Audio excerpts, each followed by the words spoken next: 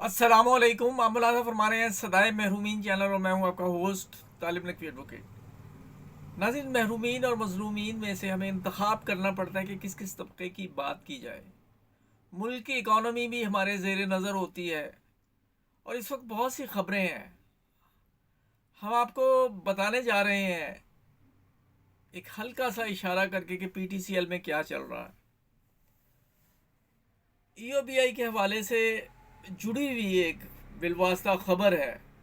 चूँकि मैं इसे पेंशन्स के हवाले से या मुस्तकबिल में होने वाले पेंशन्स के हवाले से कुछ नज़र रखता हूँ, तो इसलिए ये अहमियत की हामिल है।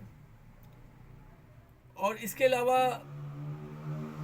PTCL, EOBI और टीचर्स समेत तमाम एम्प्लॉइज़, चूँकि गालिब तादाद टीचर्स की है, वो अपने हक़ के लिए अभी तक लड़ रहे हैं। कुछ और महकमों की निजकारी हुई है। क्या खौफनाक ऐलान हुआ है हुकूमत की तरफ से। इकॉनमी के लिहाज से बहरहाल ये खौफनाक पैगाम है। ये सब कुछ आपको बताने जा रहे हैं, लेकिन सबसे पहले हम बात कर लेते हैं नेशनल बैंक ऑफ पाकिस्तान की। नेशनल बैंक ऑफ पाकिस्तान की मौजूदा और फारिगुल तहसील वर्क फोर्स वो इंतहाई परेशानियों से गुजर रही है। जो कॉरपोरेट स्ट्रक्चर में तब्दील होने के बाद बहुत सी रिजर्वेशंस रखी जा रही हैं एम्प्लॉइज़ एग्जेक्टिव को, और क्लास डिफरेंस जो है वो उभर के सामने आता है। तो इस हवाले से हम आज बात कर लेते हैं नेशनल बैंक ऑफ पाकिस्तान के हवाले से सबसे पहले, और उसके बाद जिस कदर हो सका आपको बताएंगे। अदरवाइज हम अगले वीलॉग तक वो मनसूख कर देंगे। नेशनल बैंक ऑफ पाकिस्तान के पेंशनर केस के सिलसिले में अदालती फैसलों पर अमल दरामद के लिए पेंशनर्स की जानिब से दायर रिट पटिशन में 25 अक्टूबर को बैंक के वकील ने पटिशन का मुताला करने और जवाब दाखिल करने की इजाज़त ले ली और नई तारीख का ऐलान नहीं हुआ। दरी इसना अकाबरीन पेंशन एक्शन कमेटी का मौक़िफ़ भी वाज़ेह आया है। इनका कहना है कि हालात कैसे भी हों, पेंशनर्स एक्शन कमेटी पेंशनर्स के हकूक़ के लिए जद्दोजहद को जारी रखे हुए है। सुप्रीम कोर्ट में रिव्यू पटिशन की जल्द तारीख के इजरा के लिए चंद रोज़ पहले जनाब अब्दुल रऊफ़ खान साहब ने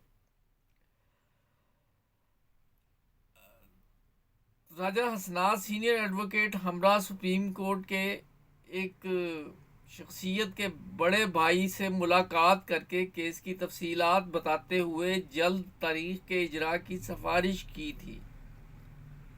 और आज मरकज़ी सेक्रेटरी जनरल जनाब ज़फ़र सादिक की दरख्वास्त पर जनाब हसनात राजा सीनियर एडवोकेट ने कहा है कि दोबारा मुलाकात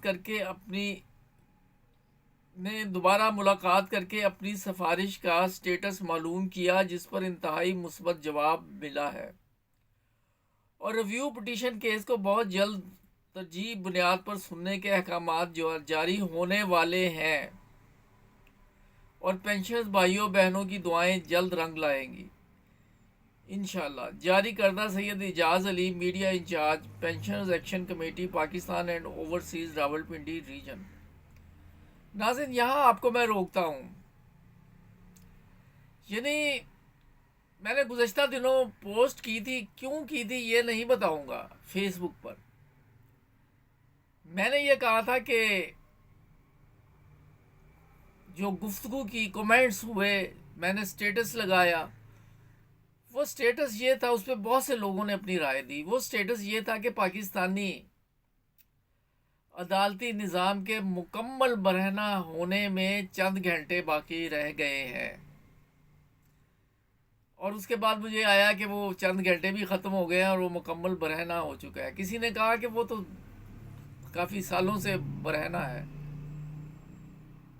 अब ये मैं इसे अलमिया ना समझूँ तो और क्या समझूँ कि बर वक्त केस लगवाने के लिए भी सिफारिश करनी पड़ती है, और मजलूम, मजबूर और महकूम पेंशनर्स जो हैं वो इस बेचारगी के साथ एक आस लिए हुए हैं कि अब हमारी जो रिट पिटीशन है या जो भी कोई केस है जिस किस्म का भी, वो जल्द लग जाएगी। बताइए क्या ये अलमिया है या नहीं। अब बात कुछ मौजू से हट जाएगी। बहरहाल ये एक बात जहन में आई थी, वो मैंने कह दी। और एक बराह रास्त तो नहीं, लेकिन ईओबीआई से रिलेटेड बात जो है ना, वो हम करने जा रहे हैं। जैसा कि आपके इल्म में है कि जनरल सेक्रेटरी अलमदार रज़ा साहब भी स्टील मिल से वाबस्ता रहे हैं, और उनकी बड़ी खिदमात रही हैं इस हवाले से कि वो करते रहे हैं इनके लिए जद्दोजहद, रिवाइज पेंशन के हवाले से, और तकरीबन काफ़ी कामयाबी उन्होंने हासिल कर ली है। उससे जुड़ी ये खबर है, और ये भी एक अलमिया है पाकिस्तानी इकॉनमी का, कि सेक्रेटरी निजकारी कमीशन ने खरीदार ना मिलने पर स्टील मिल्स को निजकारी लिस्ट से डी लिस्ट करने की तजावीज़ वफाकी काबीना को इरसाल कर दी गई।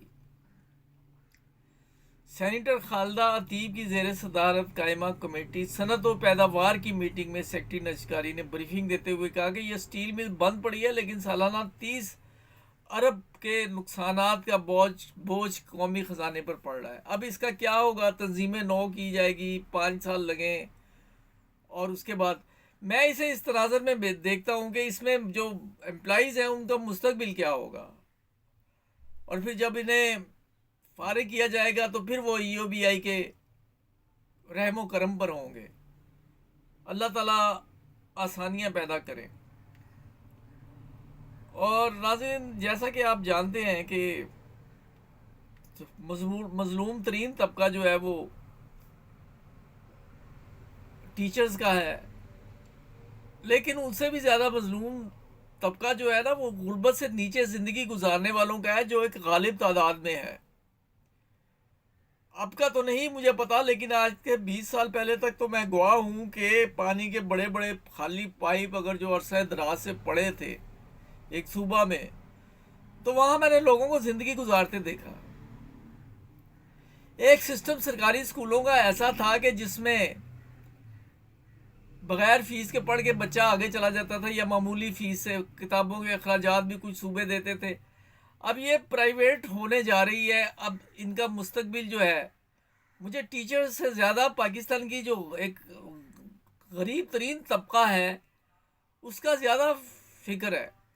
आप में से बहुत से लोग इस बात पर खुशी मना रहे होंगे, चलो यार वहाँ स्टैंडर्ड अच्छा नहीं है, यहाँ स्टैंडर्ड तो ठीक होगा, अपने बेटे को या अपने पोते को वहाँ दाखिल करवाएंगे। लेकिन आपको बहैसियत कौम देखना चाहिए उन लोगों की तरफ।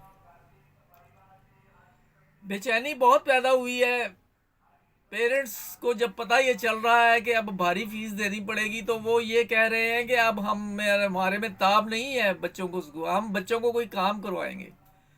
और ये मुल्क की इकॉनमी से डायरेक्ट जुड़ा हुआ मसला है। खुदा के लिए आप इसका इदराक करें।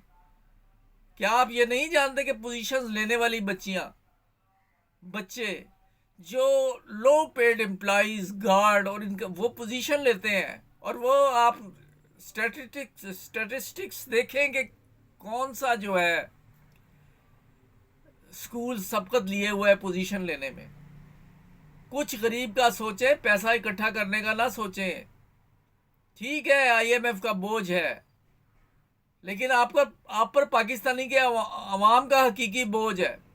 आपको ये अमानत दी गई है, तो ये अव्वल तो आपका काम ही इलेक्शन करवाना है, लेकिन मामला सियासी हो जाएगा। खबर पीछे रह गई, आज कुछ जज्बाती हो गया था और अब ये इनकलाब हो गया, तो अब तबीयत में ज़रा बेहतरी आएगी। कि स्कूलों की निजकारी के ख़िलाफ़ रमज़ान इनकलाबी साहब हैं, उन्होंने सुप्रीम कोर्ट में रिट दायर की थी कुछ अर्सा पहले।